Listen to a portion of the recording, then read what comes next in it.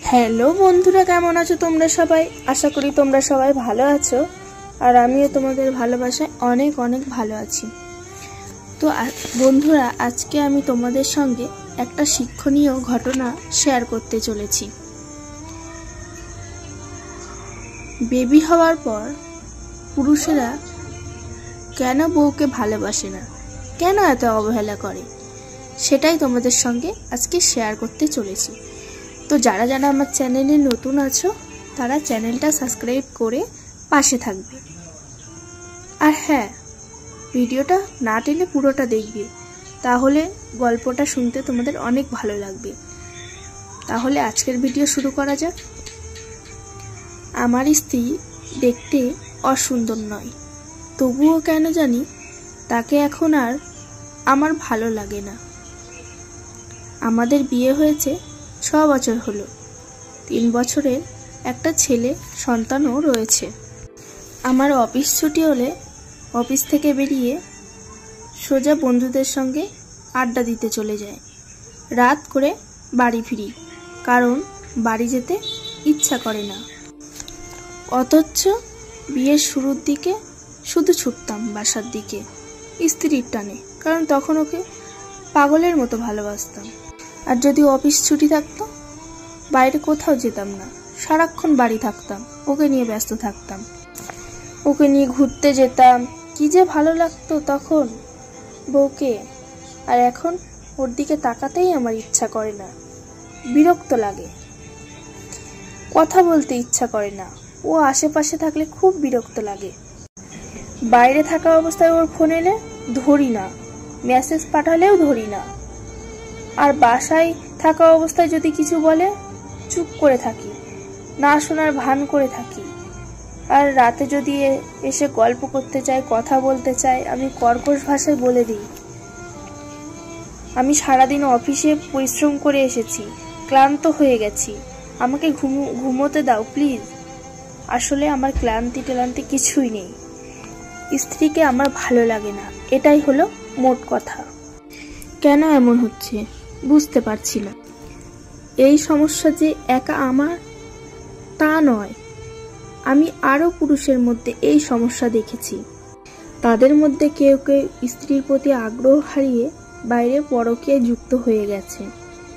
আমি নিজে এখনো পরকীয়া করিনি, তবে করার দিকে এগিয়ে যাচ্ছি মনে হচ্ছে। কেন পুরুষের একটা সময় স্ত্রীর প্রতি আগ্রহ হারিয়ে ফেলে, এটা জানার জন্য আমি যত পুরুষের সঙ্গে কথা বলেছি তাদের মধ্যে সবার উত্তর এরকম ছিল, এটাই তো স্বাভাবিক, এক জিনিস কি আর বেশি দিন ভালো লাগে? তাদের এই উত্তরটা আমার কাছে একদম সঠিক মনে হয়নি। কারণ এক জিনিস বেশি দিন ভালো না লাগা যদি স্বাভাবিক হতো তাহলে স্ত্রীর ক্ষেত্রে সেটা হতো, কিন্তু তা তো হচ্ছে না। তারা তো প্রথম থেকেই মানিয়ে গুছিয়ে নেয়, বিয়ের যত বছর পর হোক না কেন। তো ঠিকই আগ্রহ নিয়ে স্বামীর সঙ্গে কথা বলতে চায়, ঘুরতে চায়, থাকতে চায়। একটা সময় আমার মনে হলো এটা পুরুষের কোনো মানসিক সমস্যা হতে পারে। এজন্য ভাবলাম এর জন্য ডাক্তার দেখালে কি হয়। আমি মনে মনে ভাবলাম, যে ভাবা সেই কাজ। তারপর আমি একদিন চলে গেলাম মানসিক ডক্টরের কাছে। আমার সমস্যার কথা ডক্টরকে সব খুলে বললাম। তারপর ডক্টর আমাকে পরামর্শ দিল, তোমার দৃষ্টিশক্তি সংযত রাখো, আর তোমার স্ত্রীকে ভালোবাসার চেষ্টা করো, দেখবে সব ঠিক হয়ে যাবে।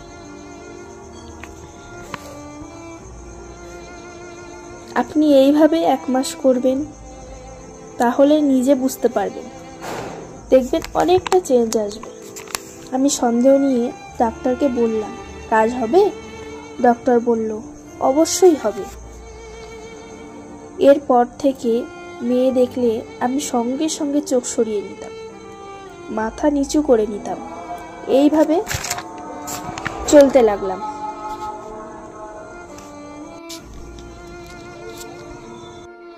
এরপর থেকে স্ত্রীকে ভালোবাসতে চেষ্টা করলাম।